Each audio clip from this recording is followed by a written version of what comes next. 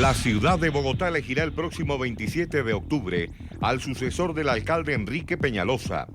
En la carrera por la alcaldía mayor de la capital colombiana, los candidatos alineados ideológicamente hacia la izquierda y la derecha consolidan alianzas para acudir a la elección de candidaturas unitarias.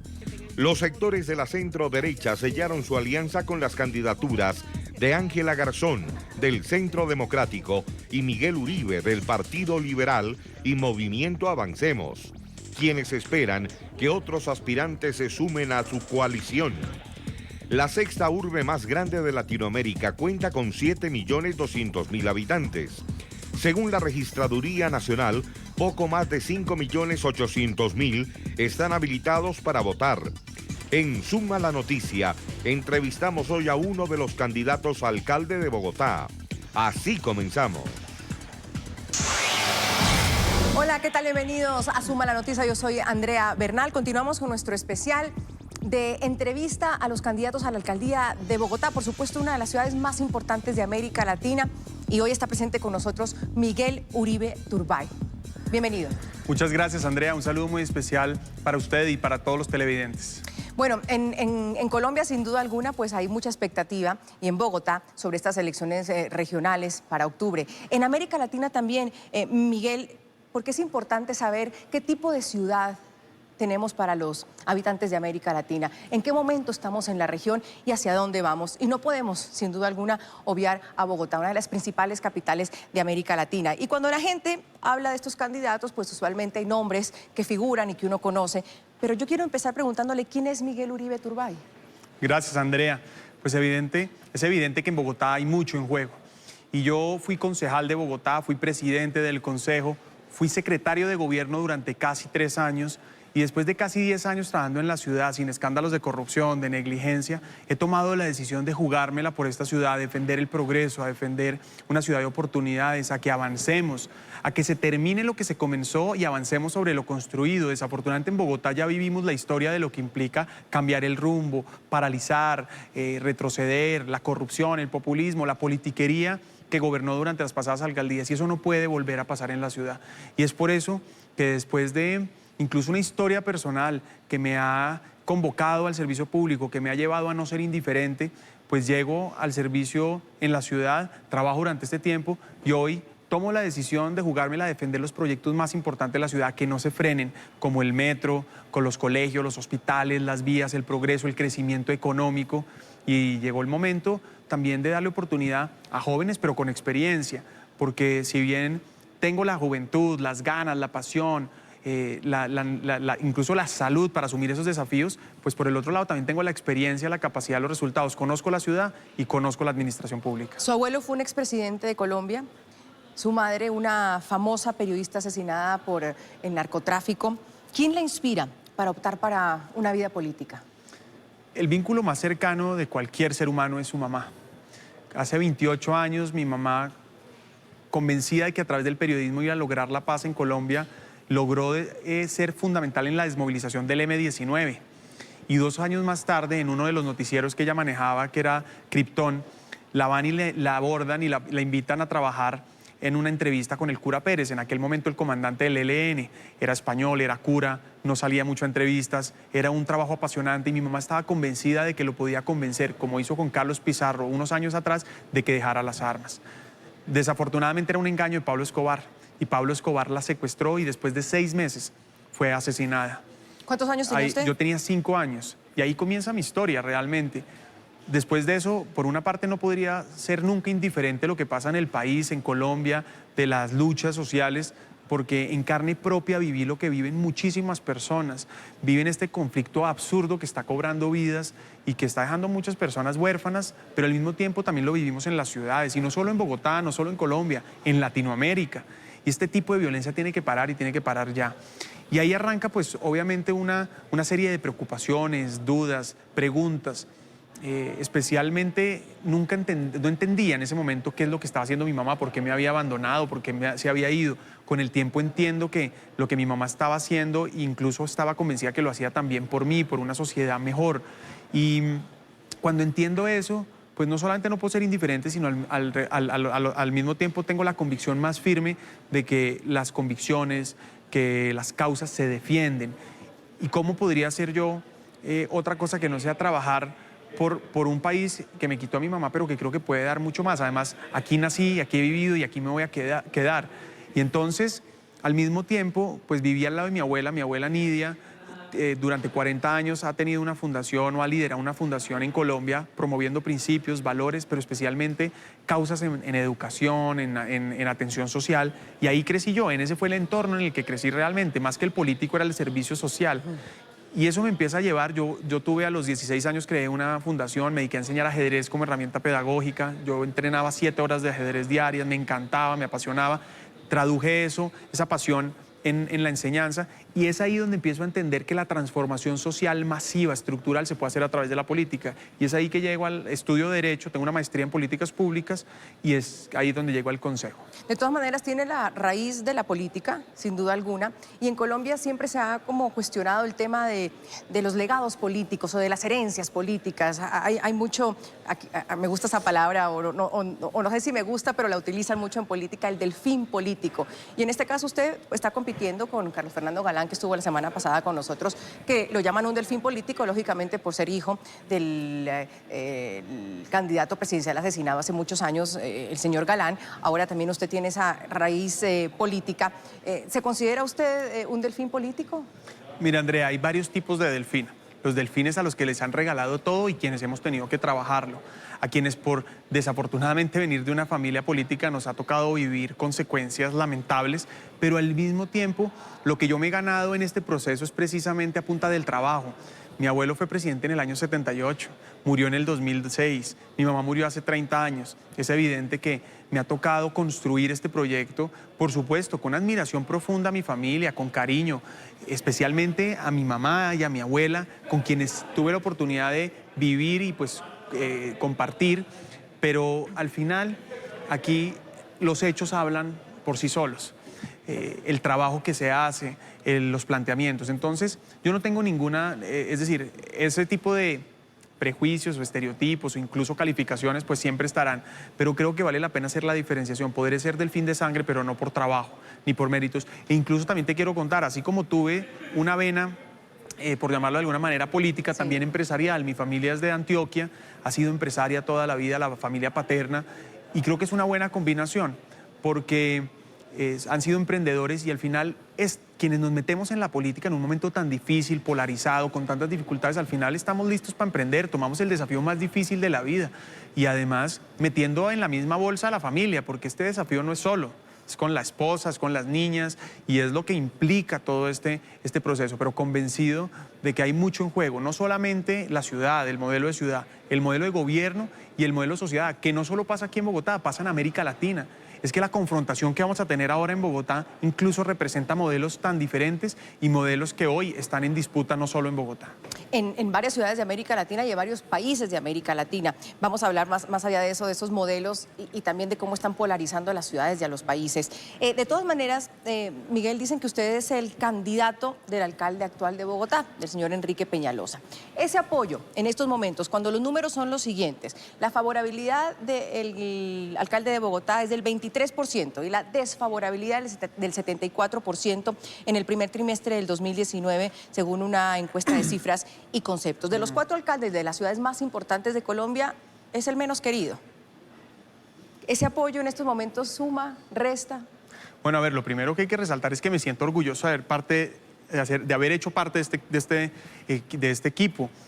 Nosotros recibimos una ciudad con todos los problemas del mundo, paralizada, sin obras, con corrupción, con negligencia, con problemas financieros, y haber recibido esa ciudad pues obviamente exigió un desafío de tener un carácter fuerte, de haber tenido que poner la casa en orden, y eso desafortunadamente cuesta capital político. Quienes han vivido esta situación en otras partes de Latinoamérica entienden que poner orden y corregir los errores del pasado cuesta.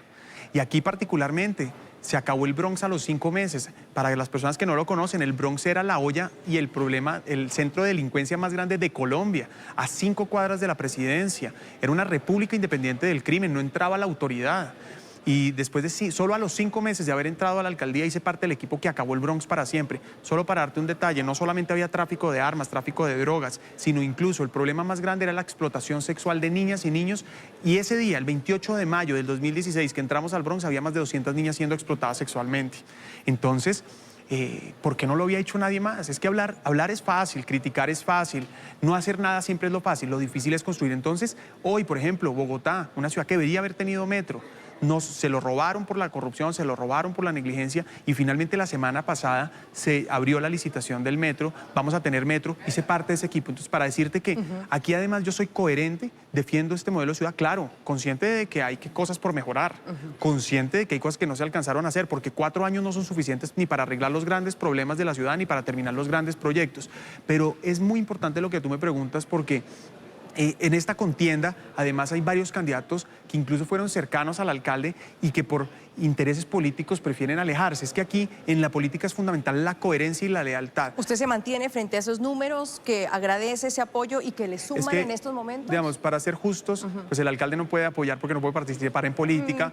Ahora, sí, pero sin embargo, es obvio que usted fue pues, secretario de gobierno 3 años y que trabajó muy de cerca con él. Por supuesto, y claro que me siento orgulloso y además seré leal a este modelo de ciudad que yo estuve ayudando a construir. Es que hoy Bogotá va a tener inversiones de 40 billones de pesos, vamos a aumentar el crecimiento del PIB, me comprometo a que Bogotá crezca un 7% en su Producto Interno Bruto, va a generar 400.000 empleos, se está contratando el metro finalmente, la primera línea, la planta de tratamiento de aguas residuales para descontaminar el río Bogotá, el río más importante de la ciudad, se están haciendo 55 colegios, 3 hospitales, todas las vías que durante años no se hicieron, se cambiaron los buses del transporte público masivo para mejorar la calidad del aire, es decir, ¿cómo nos vamos a sentir orgullosos de eso? Ahora, claro que si no se termina lo que se comienza, pues los que perdemos somos los bogotanos. Entonces yo le propongo a los bogotanos, terminemos lo que se comienza, avancemos sobre lo construido y al mismo tiempo mejoremos lo que quede pendiente y lo que haya que hacer. No todo se alcanzó a hacer, por supuesto, había unas prioridades, ahora hay otras cosas. Y por supuesto yo también tengo mi propio plan, un programa de gobierno con una nueva agenda en lo sostenible y ambiental,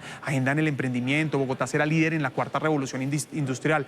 Voy a formar como alcalde 500.000 programadores y codificadores. Entonces eso para decirte que este es un complemento y un trabajo de construir sobre lo construido. Y yo lamento profundamente que muchos de los que están hoy compitiendo no solamente han sido incoherentes y desleales, sino además prefieren ponerse en contra de los proyectos por ganar créditos electorales. Esa irresponsabilidad al final a los únicos que les cuestan es a los bogotanos.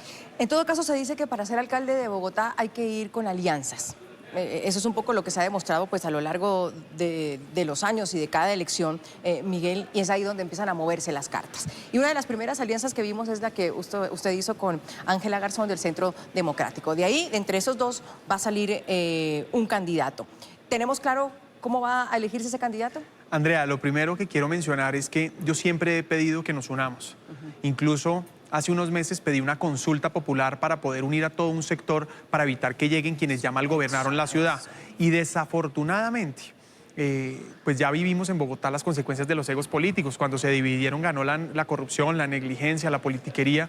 Ahora no puede volver a pasar lo mismo y es por eso que siempre he promovido una unión. Segundo, yo me lancé independiente, recogí 400.000 firmas, ya fui avalado, soy el único candidato independiente avalado por la registraduría. Me coavaló un partido y hemos tomado la decisión con el Centro Democrático de avanzar en esta gran coalición. Estamos invitando a los demás sectores de centro, centro derecha y a todos los sectores democráticos a que hagamos un gran equipo por la ciudad. Estamos esperando esa definición, Andrea, de quiénes son los demás partidos y movimientos y grupos, organizaciones civiles que quieren rodear esta alianza. ¿Quién es el candidato? Y tenemos la meta de que antes del 27 de julio tengamos un candidato. Por supuesto, la idea es llegar al 27 de octubre con un solo candidato. Y estamos construyendo ahora el mecanismo solo se puede escoger cuando lleguen todos los sectores. Porque usted ha dicho que cuando nos dividimos ganaron el populismo, la negligencia y la corrupción.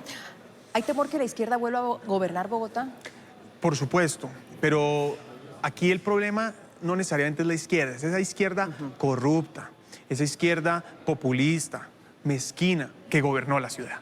Porque al final el debate no es entre izquierda y derecha, porque aquí el debate realmente en Bogotá es entre avanzar o retroceder, quienes queremos llegar a construir sobre lo construido. ¿Y esa izquierda corrupta que gobernó Bogotá está representada en quién? Pues desafortunadamente quieren volver y están haciendo una coalición en donde es evidente que quienes ya mal gobernaron quieren volver a llegar. El hombre de confianza de Samuel Moreno está aliado con Claudia López. ¿Está hablando de Lucho Garzón? No, estoy hablando de Celio Nieves, quien defendió a Samuel Moreno en el Consejo. Jorge Rojas, el hombre de confianza de Gustavo Petro, aliado también en esta coalición con Claudia López. Es decir, aquí se están aliando... O sea, ¿usted está hablando de esa candidatura como una candidatura peligrosa para Bogotá, la de Claudia López? Por supuesto que yo creo que hay un riesgo que quienes malgobernaron la ciudad vuelvan a Bogotá.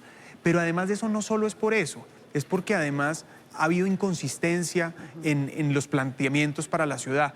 Y desafortunadamente ellos se han caracterizado por hablar mucho, pero no por hacer. Ya lo vivimos en la ciudad. Es que en esta alcaldía empezamos a pasar de la discusión a la ejecución. Pasamos de la carreta a las acciones. Hoy Bogotá tiene más de 2.500 obras simultáneas, 70 obras viales y 9 megaproyectos andando. Eso nunca había pasado en la ciudad. 40 billones de pesos en inversión. Eso representa 3 veces el costo de lo que costó la ampliación del Canal de Panamá. Entonces, lo menciono para decir que aquí sí hay un riesgo de que vuelvan a gobernar quienes no lo hicieron bien. Usted lo llama riesgo, pero es un riesgo latente, porque ella está primera en encuesta, segunda está el señor Carlos Fernando Galán, y tercero y cuarto estaría entre usted y Ángela Garzón. Ustedes han llamado a alianzas, pero yo quiero que usted escuche lo que dice Carlos Fernando Galán, cuando yo le digo la semana pasada sobre las alianzas, porque le pregunto exactamente sobre las alianzas que usted hizo y si le interesaría hacer una alianza o cómo sería esa visión de alianza posiblemente con ustedes. Esto fue lo que dijo. Miguel Uribe y Ángela Garzón dijeron ya que ellos van de alianza y de ahí va a salir uno. ¿Usted estaría dispuesto a hacer una alianza con el que saliera de entre ellos dos? Pues yo, por la actitud que les he visto y la posición que han asumido, me parece que sería inconsecuente. Yo respeto la candidatura de ellos, creo que tienen elementos interesantes en algunos aspectos, pero su actitud ha sido: descalifiquemos todo lo que no sea nuestra propuesta. Entonces usted no se ve haciendo una alianza. No me veo haciendo alianza ahí, no me veo haciendo alianza en la izquierda tampoco. Yo quiero construir una propuesta de centro y quienes quieran construir una propuesta de centro están bienvenidos. Miguel. Andrea, lamento la posición de Carlos Fernando. Yo lo he invitado pública y privadamente a que nos unamos. Precisamente hace 8 años él con otros candidatos no se unieron y ganó Gustavo Petro en la ciudad, y le he pedido que no repitamos la historia, que nos unamos, que seamos generosos con la ciudad. Llegó la hora de construir juntos. Y no estoy de acuerdo, esta no es una candidatura para descalificar a nadie, es para defender la ciudad, es para defender el metro que otros quieren acabar, es para sacar adelante. ¿Le parece una actitud mezquina decir que no, ni ni con mucho izquierda menos. ni con ustedes, Yo no calificaría así a Carlos Fernando, pero sí considero que no es generoso plantear esa posición. Aquí tenemos que trabajar juntos y he invitado públicamente, y lo invito incluso aquí otra vez: unámonos por Bogotá, trabajemos, ya no repitamos la historia. Entonces... ¿Pero qué significa unirse? Si él va segundo, pongamos los números sobre la mesa. Si él va segundo, ¿qué significa unirse, Miguel? Pues significa... ¿Unirse usted en caso de salir a esa candidatura? Es buscar un proceso, un mecanismo que nos permita llegar a unos y competir, hacer la campaña con un acuerdo en donde vamos a buscar un candidato único. Ahora, lamento que él no quiera unirse en un sector que, además, más que representar un sector ideológico, representa básicamente la necesidad de avanzar en la ciudad, de terminar lo que se comenzó. En Colombia hemos vivido la experiencia, por ejemplo, de ciudades como Barranquilla, Medellín, que han tenido una evolución porque los alcaldes, si bien no son de los mismos sectores políticos, construyen sobre lo construido, avanzan, terminan lo que se comienza. En Bogotá hemos vivido todo lo contrario. En alguna época, Andrea, probablemente... lo recuerdan varios de los televidentes, entre Jaime Castro, después Mocus, después Peñalosa, Mocus, incluso para algunos algo de lo de Lucho Garzón, pues consistió en un proyecto donde la ciudad empezó a crecer y nos empezó a ir bien. Y llegaron otros alcaldes y barrieron de tajo, y no solamente barrieron lo que había, sino no hicieron más. Eso no puede volver a pasar. ¿No pierde usted la esperanza? Y espero, no, yo de una alianza. No solo no pierdo la esperanza de una alianza, sino especialmente estoy convencido que yo voy a ganar, de que voy a trabajar con los ciudadanos y de que Bogotá no tiene que resignarse. Yo invito a los bogotanos a que no nos resignemos y que trabajemos juntos, a que no nos lamentemos por lo que falta, sino que nos unamos, construyamos lo que viene. Usted dice que no se trata de izquierda y de derecha. ¿Qué es usted? ¿Qué representa usted políticamente en Colombia, en Bogotá?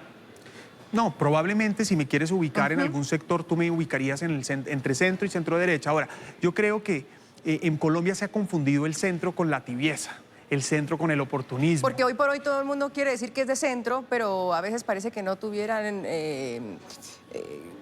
reflexiones como directas Ni de dire- lo que es. claro, Entonces no. la gente dice, no, es que ser de centro es como no saber a dónde va uno. Exactamente. Y en Colombia se ha confundido. Entonces el centro no es oportunismo, el centro no es tibieza. Los de centro, algunos de centro dicen no toman posiciones, prefieren no pelear con nadie, quieren reconocer a todo el mundo. Al final, ese es un mal síntoma para ganar y es un muy mal síntoma para gobernar. Entonces, aquí lo que yo plantearía de centro, por ejemplo, lo que podría ser centro es que es no ideologizar las políticas públicas. Hacer el metro no es de izquierda o de derecha, por ejemplo. Hacer los colegios no es de izquierda o de derecha. ¿Qué es de centro, por ejemplo? Ser incluyente. Y es que yo ya lo he demostrado. Yo fui secretario de Gobierno de Bogotá, el segundo cargo de mayor responsabilidad de la ciudad, y tuve la oportunidad de gobernar con todos, sin ser sectario. Trabajé con las personas de todas las ideologías, con los líderes sociales, con las poblaciones étnicas, en derechos humanos. Es más, como secretario de Gobierno saqué la primera política pública de derechos humanos en Bogotá, la primera política de libertad religiosa. Sacamos adelante todas las acciones afirmativas con las poblaciones étnicas, que no lo hizo, entre comillas, la izquierda que gobernó. Entonces, al final, esto no es de izquierda, derecho, a eso es lo que me refiero. Y eso podría ser el centro, o tratar de buscar algo de centro. Pero al final, yo cuando planteo que esto no es de izquierda, derecho, no es porque yo me crea de centro derecha o de centro, sino porque creo que el debate hoy, marcarlo entre derecha o izquierda, le hace daño a la ciudad y a los proyectos. Y terminaría diciendo esto: si bien algunos representamos a algunos sectores políticos, gobernar Bogotá no puede caer en esa polarización nuevamente, porque aquí incluso nosotros, cualquier ciudadano, pues, ¿qué más podría uno pensar de qué es hacer colegios para que las personas puedan hoy tener mejor educación? Hoy Bogotá, por ejemplo, tiene el índice de pobreza multidimensional más bajo de la historia. ¿Eso qué es? ¿Derecha o izquierda? No sé. Estamos a punto de abrir el metro. ¿Eso qué es? Generar empleo y oportunidades y eliminar la pobreza. Entonces, termino diciendo Claro, esto. sí. Yo creo que esa polarización le hace daño a Bogotá. Lo que sí es claro es que quienes gobernaron se han identificado como izquierda, y no se trata de izquierda o derecha, porque tampoco quiero estigmatizar a la izquierda. Sí, sin embargo, no podemos negar que hay dos tipos de modelo. De acuerdo. Que, número uno, querían gobernar Colombia, y número dos, pues ahora están sobre la mesa para gobernar Bogotá y otras ciudades de Colombia. Entonces hay, si no lo queremos llamar izquierda o derecha, pero hay tipos de modelo y sobre todo económicos. Claro, y además tipos de izquierda, ¿no? También hay quienes son han sido radicales, pero aquí la discusión, por ejemplo, ¿cuál es? Contra el populismo. El populismo sí nos está haciendo... ¿Dónde la ubica usted a Claudia López? Y lo digo por este tuit que usted puso, que dice que Claudia López representa la clase política, oportunista y acomodada. En un tuit, ahí lo tenemos citado. ¿Por qué lo dice? ¿Cómo sustenta usted eso? Pues mira, básicamente, Claudia López ha sido una política que cambia de posiciones permanentemente. Creo que esa incoherencia genera desconfianza e incertidumbre. Nosotros no sabemos a quién creerle: a la que fue candidata al Senado, la que fue senadora, la que fue candidata a la vicepresidencia, ahora la candidata a la alcaldía. Para no ir muy lejos, acabo de ver a través de las redes sociales un tuit de Claudia López. Hace unos años, en el 2013, se consideraba de centro derecha. Hoy, para ganar la alcaldía de Bogotá, considera que es más importante ser de centro izquierda y se considera centro de izquierda. Hace unos años estaba con el alcalde Enrique Peñalosa, consideraba que era el alcalde el mejor alcalde, el mejor político, el más transparente. Hoy considera que es una persona que no le conviene a la ciudad. Y puedo dar muchos ejemplos. Ahora, aquí la preocupación no es Claudia. Aquí la preocupación es la ciudad. Pero pareciera que sí, porque todos hablan de su discurso polarizador. Usted habla de que no aporta nada en campaña a la polarización. Lo mismo dijo Carlos Fernando Galán frente a cómo ustedes estaban llevando la campaña. Pero al decirlo oportunista y acomodada en este momento, ¿qué aporta la campaña, Miguel? No, yo sí creo que los ciudadanos tiene que ser evidente lo que estamos representando cada uno. Porque yo considero que una candidata que cambia de posición de acuerdo a su conveniencia, pues le genera un riesgo para Bogotá. Puedo decirlo con proyectos específicos: el metro. Hace unos meses no quería el metro, ahora sí lo quiere. Hace unos meses no le parecía bien algún proyecto de la alcaldía, ahora sí. Antes le parecían bien algunas cosas y mañana está dispuesta a cambiar. Entonces creo que esa incoherencia es un riesgo para la ciudad. Yo lo planteo y lo evidencio porque sí es importante hacerlo. Ahora, yo no quiero polarizar, entre otras cosas. ¿De qué se alimenta la polarización, Andrea? De la desinformación, de la tergiversación, de las mentiras. Pero al final, yo creo que desafortunadamente en Colombia, probablemente en muchos países de América Latina y en Bogotá, estamos polarizados. yo creo que la discusión sí va a ser clara. Y si quieres llamar la polarización, va a ser polarización entre un modelo que llama al gobierno de la ciudad y un modelo que por supuesto está gobernando la ciudad y que puede ser mejor, porque yo soy consciente que hay cosas que hay que mejorar. Pero esa va a ser una discusión que va a haber y por supuesto hay que confrontar. 12 de febrero de este año, Miguel Uribe Turbay entró oficialmente a la carrera por la alcaldía de Bogotá. Nacido en la capital colombiana el 28 de enero de 1986, Uribe Turbay ha tenido aspiraciones políticas desde una edad temprana. En el 2012, cuando fue elegido concejal de Bogotá, se convirtió en el integrante más joven del Cabildo con 25 años de edad. Durante su periodo en esta corporación, entre 2012 y 2015, se caracterizó por ser uno de los más visibles opositores al entonces alcalde Gustavo Petro. Y es que Miguel Uribe viene de una familia vinculada a la política desde hace muchos años. Es nieto del liberal Julio César Turbay Ayala, presidente de Colombia entre los años 1978 y 1982. Su madre, la periodista Diana Turbay, fue secuestrada y posteriormente asesinada por los Extraditables, un grupo de narcotraficantes liderado por Pablo Escobar en 1991. Y su padre, de la mano del Partido Conservador, llegó a ejercer como concejal y senador de la República. Uribe Turbay, quien es abogado de profesión, desempeñó su último cargo en el sector público como secretario de gobierno del actual alcalde Enrique Peñalosa. Ahora aspira a ser elegido candidato único de la coalición con Ángela Garzón y así postularse para ser el gobernante de los capitalinos por los próximos 4 años. Con Ángela Garzón, principal diferencia. Una. Yo creo que el conocimiento y la experiencia, ¿no? He tenido la oportunidad de ser secretario de gobierno, ya fui concejal, fui secretario de gobierno y podría ser la experiencia y el conocimiento de la administración pública. ¿Y la principal coincidencia que tiene con ella? La necesidad de avanzar. Somos conscientes que juntos podemos liderar y promover una gran alianza para que Bogotá no retroceda. ¿Con Carlos Fernando Galán? ¿Una diferencia? Sí, la principal diferencia que usted tiene con él. Yo creo que la coherencia y la contundencia. Es decir, uno para gobernar Bogotá necesita tener claridad en las posiciones, saber realmente qué representa y qué se está definiendo. Y en ese sentido... ¿Pantalones? Bueno, usted lo tú le quiere puedes decir, poner, usted me parece que lo quiere decir muy así, como muy diplomático, resultó Miguel Uribe. ¿Pantalones? ¿Pantalones? La coherencia y la contundencia y la definición de las posiciones. Los bogotanos queremos saber qué esperar de los políticos. Nosotros no podemos seguir esperando políticos que dicen una cosa y que evitan decir otras. Principal coincidencia con el señor Galán. Venimos de nuestras familias han sido víctimas de la corrupción, del narcotráfico. A su papá lo asesinó el mismo terrorista que asesinó a mi mamá. Y por supuesto compartimos una historia de vida y sin duda parte también de esa vocación de servicio. ¿Ideológicas ninguna? Ideológicas seguramente coincidimos en la necesidad de continuar ciertos proyectos y podría pensar que en una causa que podemos coincidir es en la necesidad de tener un gobierno transparente y ético.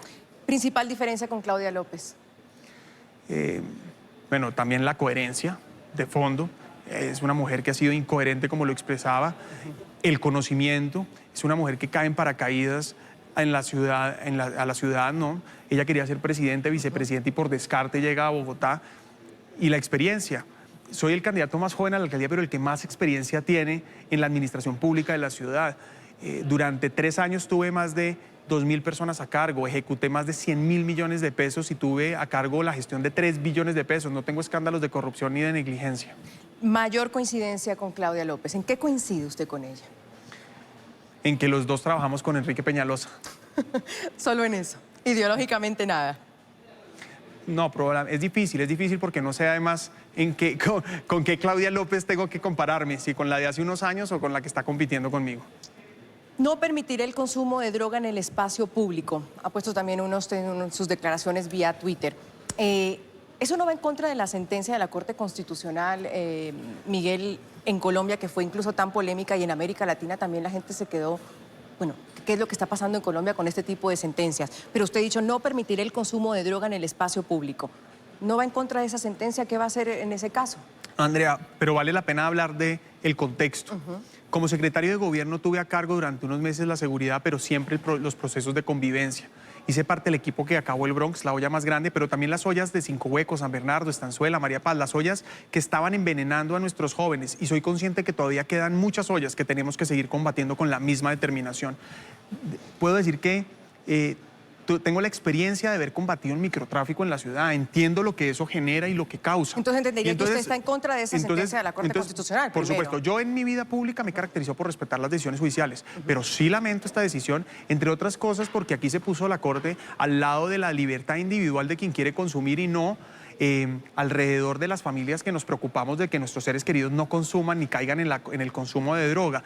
Y además la permisividad con el consumo de droga aumenta la violencia, la delincuencia, facilita el microtráfico. Son muchas las historias de jóvenes que les obligan a consumir con un arma para enviciarlos, después salen de su colegio, salen de su casa, terminan convirtiéndose en un problema para su familia, pero también para la sociedad. Y frente al argumento de la libre expresión del individuo. Entonces, no, claro, pero te voy a decir, primero... Que todos somos libres. Claro, pero entonces en esta ponderación de derechos, primero, prevalece el interés general sobre el particular, y segundo, y muy importante, prevalecen los derechos de los niños sobre los demás.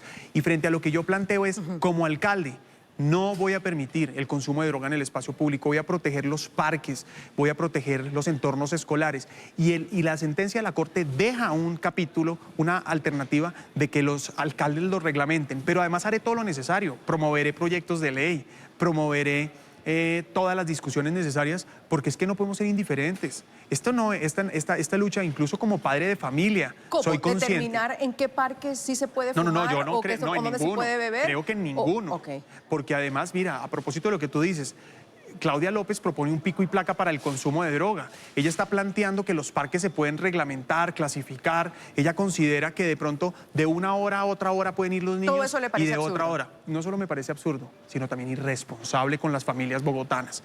Yo planteo que en el espacio público no se pueda consumir, no solo no drogas, sino tampoco alcohol. El alcohol se consume en los establecimientos de comercio, en los sitios privados. ¿Cigarrillo tampoco? Entre otras cosas, porque el consumo de alcohol en el espacio público está directamente relacionado con problemas de convivencia. Y el tema de la droga, vuelvo y repito, droga en el espacio público facilita el microtráfico, aumenta la violencia y la delincuencia. Ahora, que eso no quiere decir que vamos a generar estereotipos sobre quien consume. A quien consume lo vamos a atender con todas las oportunidades. Vamos a generar una red de apoyo para las familias, vamos a tener políticas de prevención, de rehabilitación. Vamos a atender a quien consume y buscar que esas tragedias que vivimos, que viven las familias con alguien que cae en la adicción pueda recuperarse. Pero a los que trafican con droga, a los que envenenan a nuestros jóvenes, con todo el peso de la ley. En Bogotá van a tener miedo son los delincuentes, no los bogotanos. Usted dice que es el alcalde que va a entregar el metro de Bogotá. Y en América Latina la gente dice, ¿cómo es que en Bogotá no hay un metro? ¿Cómo es que Quito acaba de inaugurar, estuve la semana pasada, su primera ruta?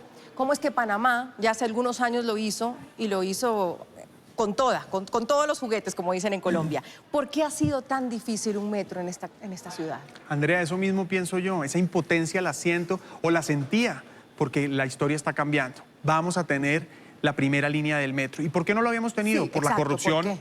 por la negligencia. Es que en Bogotá hace 8 años vivimos el escándalo de corrupción más grande de la historia de Bogotá y de Colombia. Pero es porque uno llega y dice, entonces, queremos el metro alto. Y llega el otro y dice, no, mejor es el de abajo. No, claro, y pero llega el otro y dice, no, mejor no hay metro, mejor es solo el Transmilenio. Y así la historia de la ciudad ha sido así.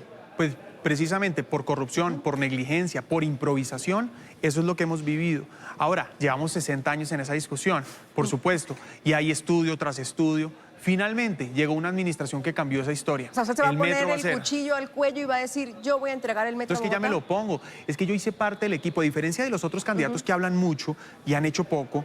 Yo puedo decirle con hechos que yo hice parte del equipo que consiguió la financiación de este proyecto, que creó la empresa Metro, que sacó adelante el convenio de cofinanciación con el gobierno nacional. Ya este proyecto fue aprobado por el Banco Mundial, Banco Interamericano de Desarrollo y Banco Europeo de Inversiones. Técnica, jurídica y financieramente estamos listos. Se hizo un proceso de preselección para garantizar transparencia y capacidad.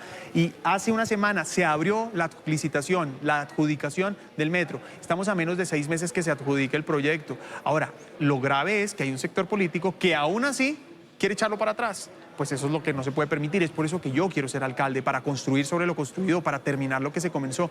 Estas peleas solo le hacen daño a los bogotanos. El problema no es para los políticos, el problema es para todos los ciudadanos que tenemos que soportar el trancón, la movilidad, el problema de movilidad, el problema de seguridad. Y es por eso que hay que pasar de la discusión a la ejecución. Estamos listos para hacerlo. Y como alcalde, no solo le voy a entregar la primera línea de metro a los bogotanos, sino voy a iniciar la segunda por la calle 80 y la avenida Ciudad de Cali hacia Engativá y Suba.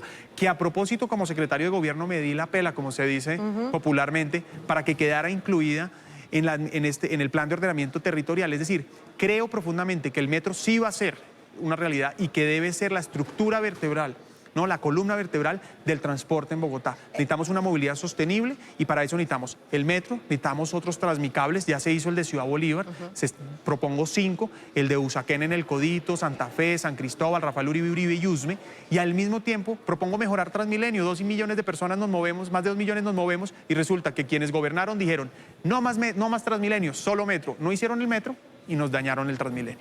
Hay quienes dicen que en nuestras ciudades de América Latina, que el alcalde que llega a resolver el tema de movilidad y seguridad, pues tiene asegurado primero la alcaldía y luego sus números de favorabilidad.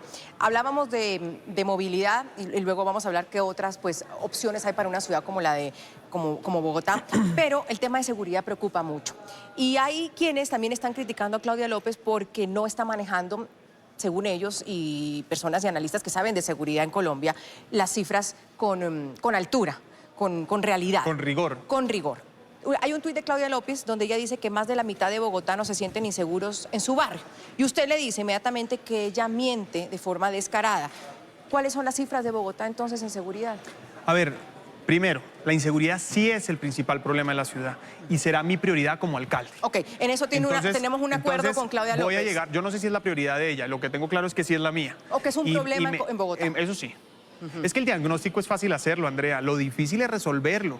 Pero entonces, primero, la prioridad para mí como alcalde será combatir la inseguridad. Segundo, hoy Bogotá está reduciendo la tasa de homicidios y estamos en la tasa más baja histórica de los últimos 40 años. Estamos en el 12.7 homicidios por cada 100.000 habitantes. Incluso este año está reduciendo y vamos a llegar a una tasa incluso inferior. Entonces, decir que más de la mitad de bogotanos se sienten inseguros en su barrio. No, allá voy. Segundo, es verdad que hay un problema de hurtos que tenemos que focalizar y me voy a encargar de focalizarlo con pie de fuerza, tecnología, inteligencia, intervenciones integrales. Vamos a combatir a los delincuentes, a los ladrones, pero también a esos sitios donde se vende lo que se roba.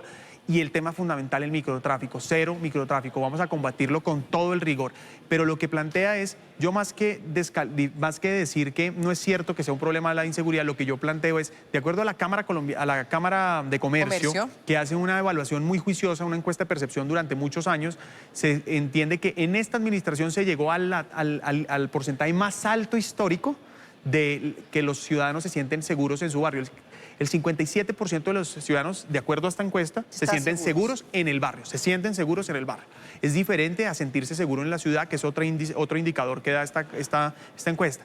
Pero al fondo, estos son discusiones que al final terminan siendo innecesarias. Aquí lo que queda claro es que la seguridad es una prioridad, que va a ser mi prioridad, que uno tiene que tener experiencia, no se puede llegar a improvisar, que tenemos que combatir el microtráfico, el hurto y seguir disminuyendo el homicidio. Sin embargo, cuando se dice que son cifras que ella está mintiendo, hay muchos dicen que quiere pues hacer su campaña desde el miedo, porque como a todos los que vivimos en Colombia y en Bogotá y a los bogotanos nos interesa el tema de seguridad, esto sin duda puede calar en los bogotanos. Pues hay un problema de seguridad grave en la ciudad y según eso pues no sería así. Incluso pues cifras de la Policía Nacional dice que la tasa de homicidios ha bajado casi 35% en los últimos 3 años y medio, de 17.2 por 100.000 habitantes en el 2015, y usted lo decía, a menos de 12% hoy.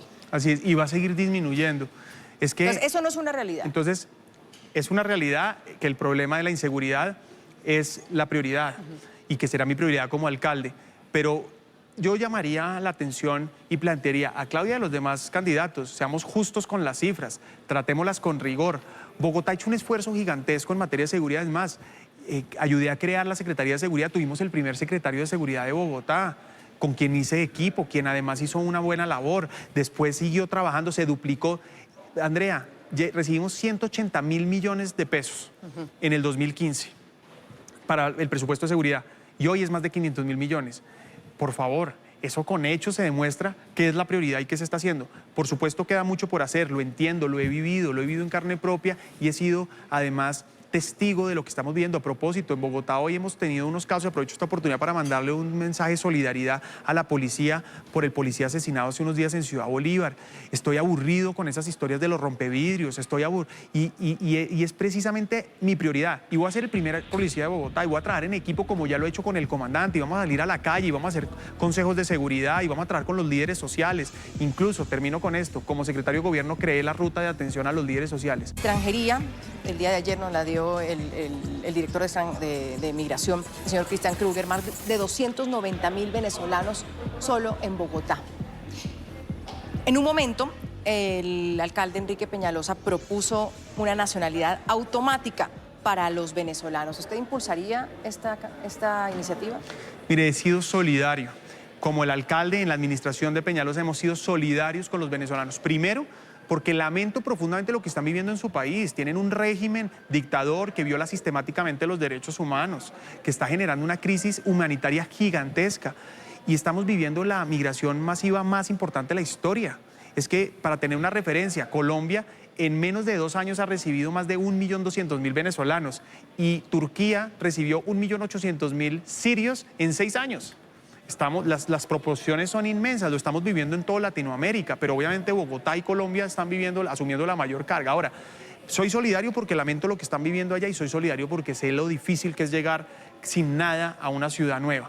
Y somos solidarios, ¿y eso qué implica? Como secretario de gobierno creé la primera ruta de atención al migrante venezolano, en donde buscamos identificar, generar tránsito para que las personas puedan seguir si no quieren quedarse en Bogotá, para poderle ofrecer a los niños salud, educación, atención a primera infancia. Sin embargo, ¿es viable esa propuesta? Entonces, eso creo que tenemos que buscar y tenemos que generar empleo, que es la mejor manera de solucionar esta situación. Ahora, esa es una decisión que debe tomar el gobierno nacional. Creo que la nacionalidad, y más que la nacionalidad, la regularización. Es que hoy, ¿qué pasa, Andrea? Hoy tenemos más de 283.000 venezolanos en Bogotá, estimamos que pueden llegar casi a 400.000, y eso lo que implica es que muchos de ellos no tienen permiso especial de permanencia, y eso que implica que no pueden trabajar. Entonces, si tenemos venezolanos que legalmente no pueden trabajar, ¿qué pasa? Los condenamos a la ilegalidad y a la informalidad. Y peor aún, le compiten a los colombianos en desigualdad. ¿Por qué? Porque por el mismo trabajo les pueden pagar menos, porque no tienen las mismas exigencias. Entonces, lo que plantea la nacionalidad al final es una atención integral, pero no solo de derechos, porque el venezolano que llegue a Bogotá y a Colombia no solo tiene derechos, tiene deberes y tiene la necesidad de cumplir la ley, y por supuesto de ser corresponsable con la ciudad. ¿Está Bogotá colapsada? ¿Hay más espacio y más recursos todavía fiscales para atender a los venezolanos, Miguel? Sí, sí se puede. Hoy incluso con 400.000 venezolanos casi, Bogotá hoy tiene el índice de pobreza multinacional más bajo, por ejemplo, y se está atendiendo. Ahora, hay unos desafíos gigantescos, especialmente en salud, Andrea. Estamos recibiendo casos de alta complejidad que están generando alto costo en salud. Pero al final yo creo que también hay que requerir al gobierno nacional y a la cooperación internacional. Bogotá sola no puede con esto, Colombia sola no puede con esto. Entonces, además tenemos unas limitaciones, por ejemplo, vivienda no podemos dar, pero incluso también hay que dar un debate. A los bogotanos y a los colombianos también les tenemos una deuda histórica y a muchos sectores a quienes también tenemos que apoyar. Entonces, en esa ponderación, en ese equilibrio tenemos que trabajar con todos, pero aquí el gobierno nacional lo necesitamos más activo en esta situación y a la cooperación internacional. Y me lleva usted a hablar del gobierno nacional. ¿Cómo ve usted el gobierno del presidente Iván Duque en estos momentos? Pues ¿Cuál es su diagnóstico? ¿Cómo lo ve usted? Pues en primer lugar le deseo todos los éxitos. Creo que el presidente Iván Duque ha también tenido que asumir unas situaciones muy complejas, difíciles, ha tenido que darse la pela también por arreglar errores del pasado, ha llegado también con una disposición de construir sobre lo construido, y creo que eso también hay que reconocerlo. Ha buscado generar nuevas reglas de gobernabilidad, ha tenido una buena relación con los vecinos en el país, ha tratado de buscar darle voz a todos los sectores en la sociedad. Y creo que le tiene que ir bien, porque si le va bien a Duque, le va bien a Colombia, y si le va bien a Colombia, nos va bien a todos. Sin embargo, pareciera que el tema, por ejemplo, de la paz y el tema de las negociaciones con las FARC, hay quienes dicen tiene estancado a este gobierno. ¿Usted cree que hay que abandonar ese tema, que hay que darle vuelta a la página, y hay quienes dicen y que empiece a gobernar? Y comienzo esta respuesta diciendo que además estoy listo para trabajar en equipo con él. No solo le deseo éxitos, sino va a hacer equipo con el presidente Duque para sacar adelante a Bogotá y a Colombia. Ahora, mire, yo creo que lamentarnos sobre lo que pasó ya no vale la pena. Tenemos que corregir lo que quede pendiente. Decir que salió O sea, por... ¿usted sí cree que hay que corregir cosas? Sí, por supuesto. Hay que corregir cosas, pero no desecharlas y ya no se puede, como bien se ha dicho, hacer trizas, el acuerdo es imposible, sería un error. Eso nunca ha dicho el pero, presidente Duque. De acuerdo. Y creo yo que no debe hacerse, creo que debe corregirse ciertos temas. Mire, un ejemplo es lo que pasó con Santrich. Yo como colombiano, incluso como víctima, me siento frustrado. Después de haberles otorgado todas las garantías, hay pruebas, de acuerdo a la justicia, de que volvió a delinquir, termina siendo liberado, termina llegando al Congreso y para rematar, tan culpable es que se voló, ¿no? Espero que el 9 de julio, entiendo, hay una audiencia, ojalá apareciera. Pero lo que está pasando aquí es muy grave porque se están premiando a los victimarios. Entonces, ¿hay alguna coincidencia con el gobierno nacional, incluso con el Centro Democrático, que algo está mal y que esa columna vertebral del proceso de paz, que es la Justicia Especial para la Paz, tiene que remodelarse, tiene que ajustarse? Yo creo que debe haber, pero mire, yo no creo que esto sea de sectores, incluso partidos que apoyaron el acuerdo, desde el Partido Liberal, Cambio Radical, la U, muchos no han negado que haya cosas que corregirse. Lo que no quieren es que se eche para atrás el acuerdo.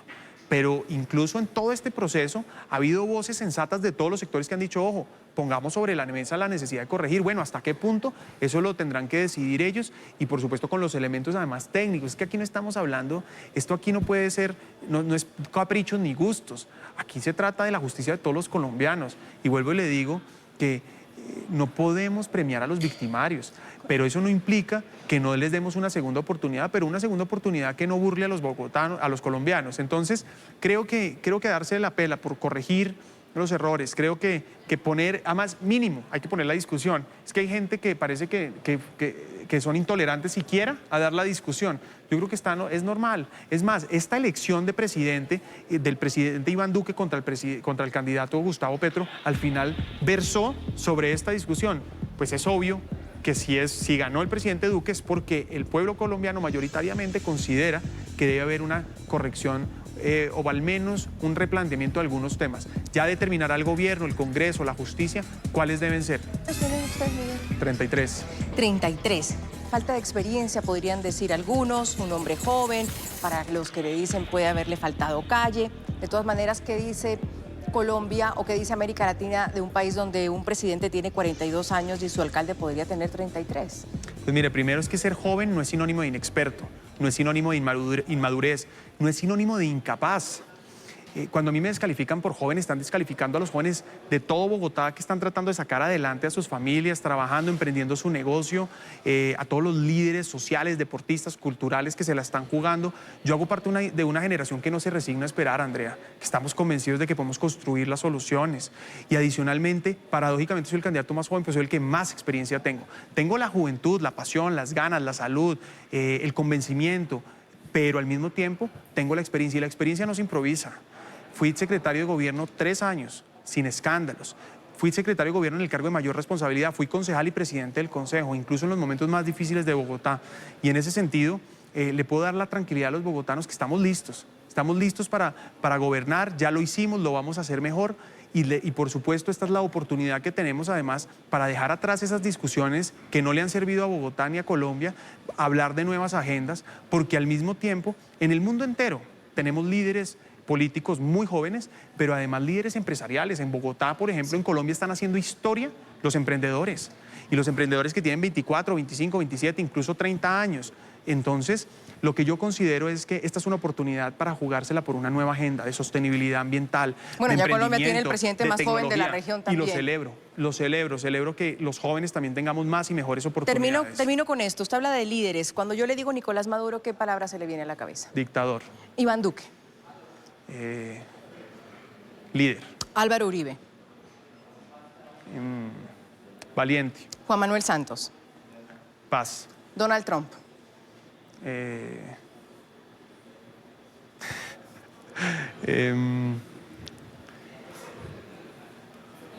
Barack Obama. Polémica.